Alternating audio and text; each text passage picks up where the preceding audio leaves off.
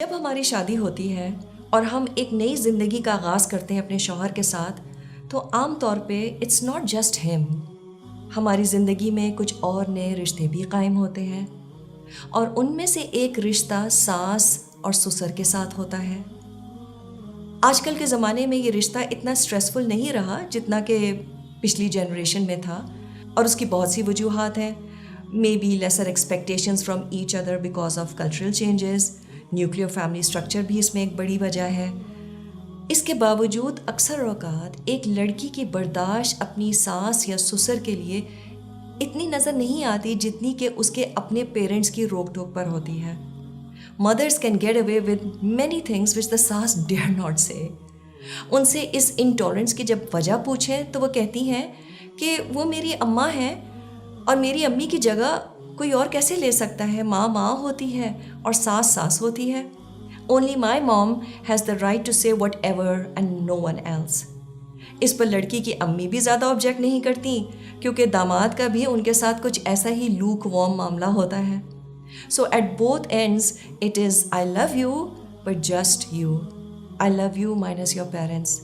اور جب ہم اس ایکویژن کو اپناتے ہیں فرام بوتھ اینڈز تو شاید یہ ہم بھول جاتے ہیں کہ کچھ دنوں بعد ہمارے اپنے بچے بھی اس ایکویژن کو اپنائیں گے، اور اس کے لیے ہم تیار نہیں ہوتے۔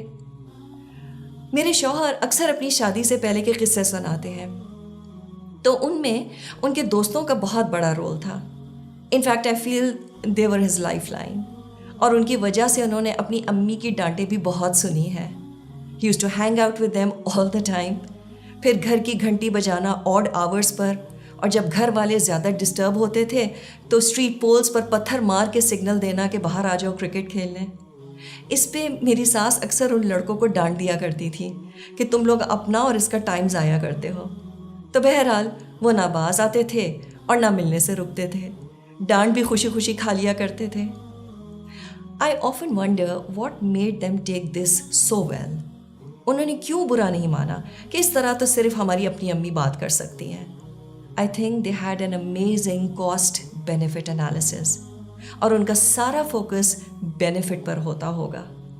All totally worth the good time they got to spend with each other، the good memories that they made together، اور ان یادوں کو وہ اب بھی انجوائے کرتے ہیں جب وہ ملتے ہیں۔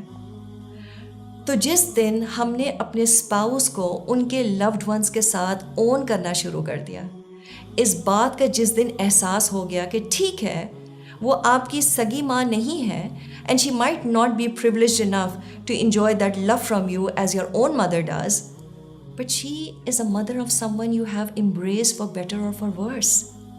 If you own your spouse you will own everything that's dear to his heart. اور کیوں؟ Cost benefit analysis. اگر آپ اپنے شوہر کے ساتھ کوئی مین گریوینسز نہیں رکھتے، اگر آپ کو اپنی زندگی ان کے بغیر انکمپلیٹ نظر آتی ہے، all the moments of joy and happiness that you share together، اس کے سامنے کیا واقعی یہ میٹر کرتا ہے اگر آپ کی ساس آپ کو کچھ تھوڑا سا کہہ دے، ایسی بات جو ماما تو کہہ سکتی ہیں مگر کوئی اور نہیں کہہ سکتا؟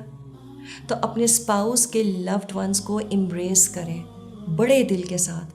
We can't pick and choose things in our relationships، اور یہ بات مردوں کے لیے بھی ہے، کیونکہ بہت سی عورتیں اپنے سسرال والوں کو اس لیے ایکسیپٹ نہیں کر پاتی کیونکہ آپ کا اپنا رویہ ان کے گھر والوں کے ساتھ لٹرلی گیسٹ اپیرنس کا ہوتا ہے۔ لڑکی تو اپنے سسرال والوں کی بری کڑوی باتیں بھی مسکرا کر برداشت کرے، اور لڑکا اپنے سسرال میں ذرا زیادہ انٹرسٹ شو کرے تو اس کو گھر داماد کا ٹائٹل سب سے پہلے اس کی اپنی اماں دے دیتی ہیں۔ تو ایک لڑکی میں ریزنٹمنٹ کیسے نہیں آئے گی؟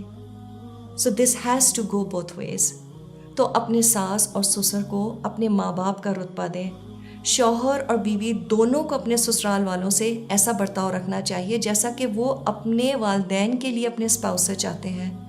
اس سے نہ صرف آپ کے اپنے اسپاؤس سے تعلقات بہتر ہوں گے بلکہ اس سے اللہ بھی ضرور راضی ہوگا، because what can please Allah more than pleasing your better half.